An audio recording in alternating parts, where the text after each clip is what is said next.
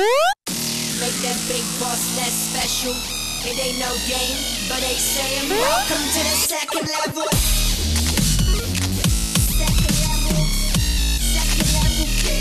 Second level. Hi, everybody. Thank you for coming on out. It is my pleasure to introduce Olivia Dunlap from Little Rock Games. Thanks. All right, I guess I'm going to go ahead and get started. Hey, everybody. Thank you all for coming to my talk. I'm a developer for Little Rock Games, like he said, and if I'm a little bit nervous, it's because it's my first time ever giving a talk at something like this, so yeah, thank you. That's all right, yes, I guess I'm going to go ahead and get started. So first off, I'm going to talk a little bit about our project. I'm sure if you've been out walking around, you've probably seen it. It's called To the Rescue, and it'll be the first digital game by Little Rock Games. And for this talk, I thought it'd be useful for me to share some of my experience, or our experience with trying to work through a few very particular design issues. But since I only have about 20 minutes, I'm going to focus less on why you should make empathy games or what they are categorically. There's lots of other really good talks about that have been done at GDC and stuff like that. But I'm going to zoom in a little bit and talk about some things that have been really important for us in the development process, and that might be useful things to consider if you're interested in empathetic game design. So To the Rescue is a dog shelter simulator, and we started working on it with the intention to make a really fun experience that not only encourages people to adopt at animal shelters, but shows them some of the potentially harsh realities of running one of them. So in other words, what we really want to do is make a game that encourages both empathy and awareness. But in doing something like that, there are a lot of pitfalls.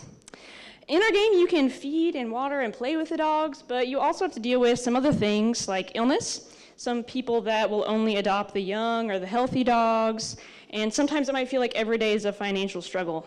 So it's also been really important for us early on to actually include the ability to euthanize dogs in the game.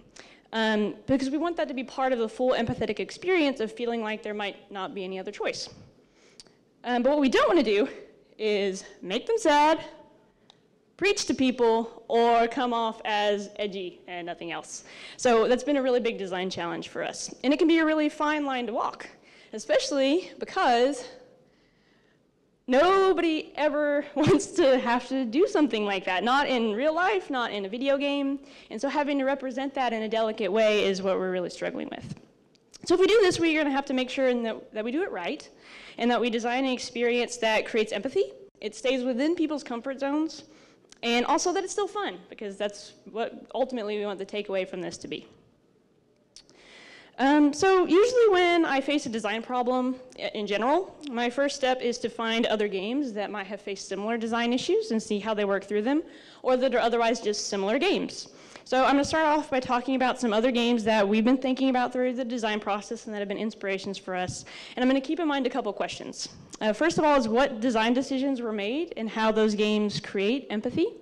And how did they personally make me feel? They're sort of the same question, but having that personal reaction is, I feel like, really important to something like this. So first of all, prison architects. Believe it or not, there are lots of similarities in running a prison and running a dog shelter in terms of game mechanics. So it was a really good choice for us because it's a game that we really enjoyed. So in Prison Architect, it's a little bit more about structure building than our game is, but you have to make sure that prisoners have access to things that they need, and you have to decide how comfortable you can afford for them to be. And again, it's not really an empathy game, it's not framed that way, but there are some interesting little tidbits in there that relate to that. Because in the game, there's a CEO that tells you what you need to do and when and why. He tells you to build an electric chair and electrocute a prisoner, regardless of how questionably guilty they are, but just because that's what you're supposed to do. And in some ways, it draws attention to, it sort of criticizes the privatized prison system. But it's easier to be cruel to criminals than to dogs, even when some prisoners in the game are questionably guilty, but most of that stuff is in the background. The game isn't really about what privatized prisons are like. It's not a documentary, it's about building stuff, and it's fun. So another game we looked at is Frostpunk. It's a more recent game from the developers of This War of Mine, and it's also a simulation game, and on its surface it really it seems like it's going to similarly make me feel stuff. Because this War of Mine, at least when I played it, I'm not sure if you're familiar with it, but it's a really intensely emotional game to play, and it was really hard for me to get through for that reason.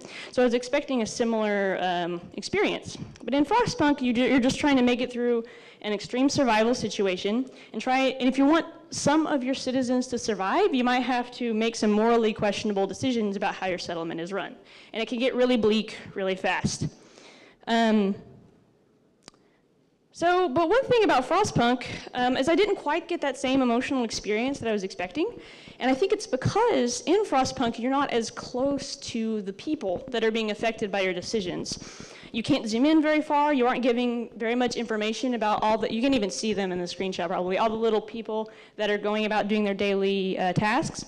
Really, they just boil down to numbers that fill up bars at the bottom. And your goal is to try and keep those numbers where you need them to be. It's less about what the people are experiencing and more about the overall big picture of ensuring survival. So I don't feel like that the message in the game or the emotional impact was lost, but it doesn't feel quite as empathetic as something like this War of Mine.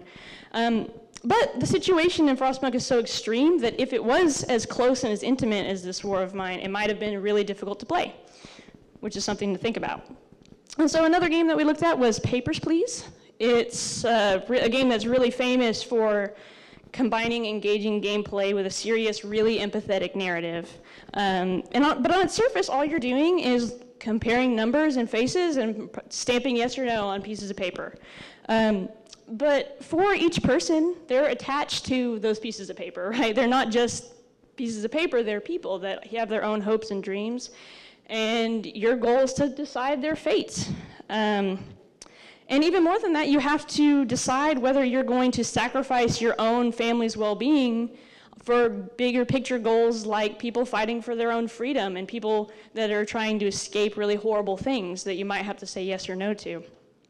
So it's really interesting. The experience can be painful, but it's gamified enough that the challenges of seeing each day through can be a really compelling one. And it's not perfect, but it gives us a whole lot to learn from. So last thing I'm going to briefly mention, A Mortician's Tale, which is a really recent game. It's really beautiful, very insightful game that's about something that in a lot of ways we try to avoid, and that's death, and what death is really like. It's an extremely death-positive game, and it does a great job at showing the inner workings of an industry that's completely overlooked. But the subject matter of the game can make a lot of people really uncomfortable, and that's okay, but because the game is not just about death, it's also about the physical part of that process, so it makes sense why it makes some people uncomfortable. And it's not for everybody, but it does it in a way that's melancholy, but not incredibly morbid. And since it's so intimate, it makes it difficult to play for some people, but it's also what makes it so great at showing what it wants to show. All right, so we looked at a few games. What can we learn from them? How do they push boundaries? How comfortable are they to play? And what other things can we learn from just examining them in this really close way?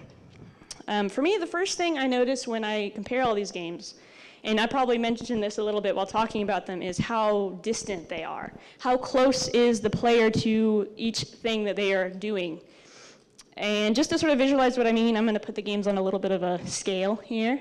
It's really rough. I just threw this together real fast. But roughly from left to right, these are where I would put them in terms of how far the player is from the action.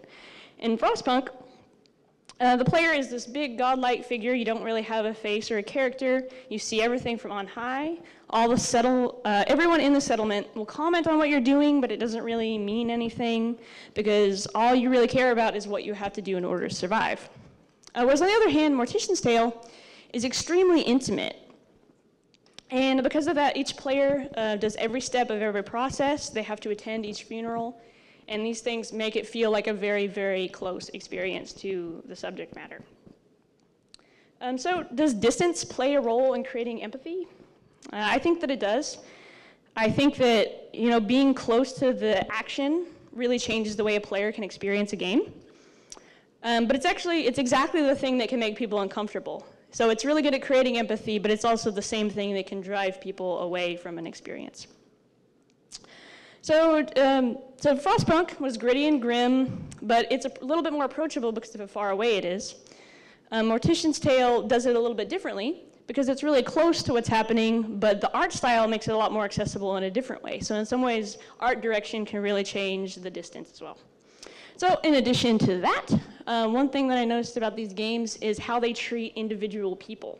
So individuality is something that can really create empathy in a game. If you see people's faces, if you know about their pasts, if they have personalities, that can really go a long ways into making players care about them. So in Prison Architect, for example, the profiles of the prisoners that you can look at, they don't have much of a gameplay function, but they really make the people feel memorable, especially when they do something like, if one's a troublemaker, you remember them, whereas you might not otherwise have a reason to. And Mortician's Tale does a similar thing, and a lot of these games do that in some way, but I do feel like that might be one of the major differences between a game like Frostpunk, because you don't really see the individual people. It makes them a little bit memorable, but it makes it easier for you to play towards the greater good. Okay, lastly, and the best one, I think, is optimism. So, surprisingly, even though a lot of these games deal with really heavy stuff, they're not all morbid all the time. It's not doom and gloom. Frostpunk gets pretty close. I don't know if you played it, but it's a pretty dark game. But there's always something to look forward to. There's always that sun on the horizon, even if it seems really far away. But that's not to say that the message should be that everything will work out and that everything will be happily ever after. But it can be valuable to have players walk away from the game feeling good, no matter what. So in a game like this, there should always be something to work towards, whether that's an optimistic resolution or something like that. So in Mortician's Tale, it's about death, but it doesn't treat death like a dark thing, and that goes a really long way to making it still feel comfortable. There's other gameplay-related ways that you can work in optimism. Like in Papers, Please, there's always that little itch that maybe tomorrow will work out better, and it usually doesn't. But just the fact that it makes you feel that way really goes a long way. And it keeps the player motivated and not demoralized, because it's really important when trying to make an empathetic game. Okay, so what? So in terms of looking at games like this, we're trying to see what we could take away from it to not only put in our games, to put in our games in the future. Because what we want to do is we want to make people, our players specifically, emotional, but not uncomfortable. So the things I mentioned, we want to create individuality. In our game, each dog has their own name, their own breed, their traits. They have all these little things that make them unique. They even have behavioral differences that make them all a little bit different from one another. And we did that because it makes the decisions the player has to make really impactful. Because also, the player isn't just looking on high at the shelter, you're actually walking around and interacting with these dogs. That was very intentional because we wanted it to feel like a one-on-one interaction. It really will create a bigger emotional impact so that whenever a dog gets adopted or has to be euthanized, it's a really powerful moment.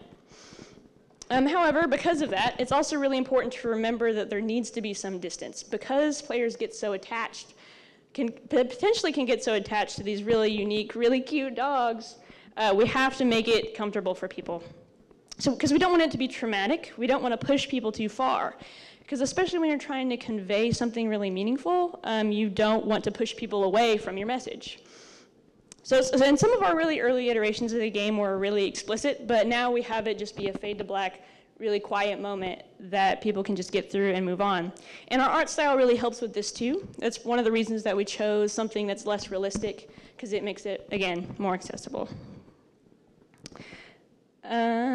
All right, so and again, the best part is, for me, always the optimistic moments. So there's lots of room for little and big optimistic moments in our game. So every little adoption feels like a victory, and we want it to feel like a victory.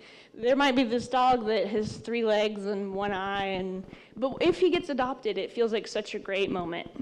And so we've been doing lots of things trying to accommodate for that and make that actually happen. And on a broader scale, it's important to have narrative arcs that give people a sense of progression through the game that also works into people feeling like they're not stuck in this rut of horrible things happening over and over again.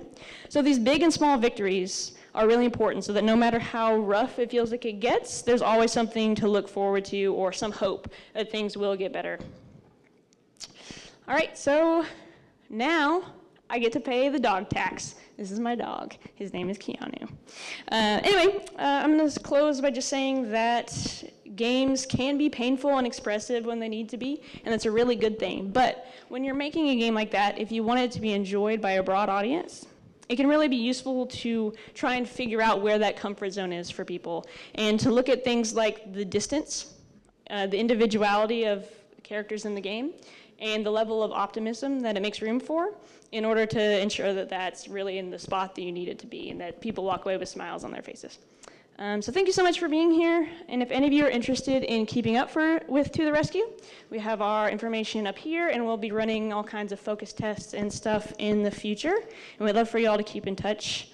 And if you have any questions, I'd be happy to answer them.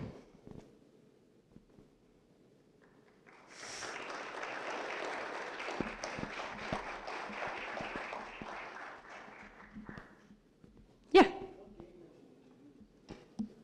We're using Unity.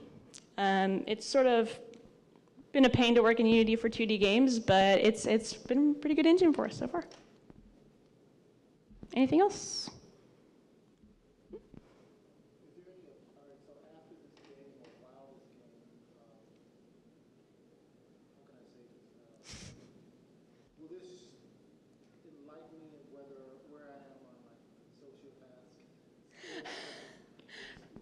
Well, maybe. So there's definitely room for, we try to make it to where people that just want to do the horrible thing just to be shocking, it doesn't really reward people for doing that necessarily, because it's always framed, it's still framed as like a hard, terrible thing to do. So, I mean, maybe you'll learn a little bit about yourself, I don't know. Maybe you should go play the demo and find out. Yeah.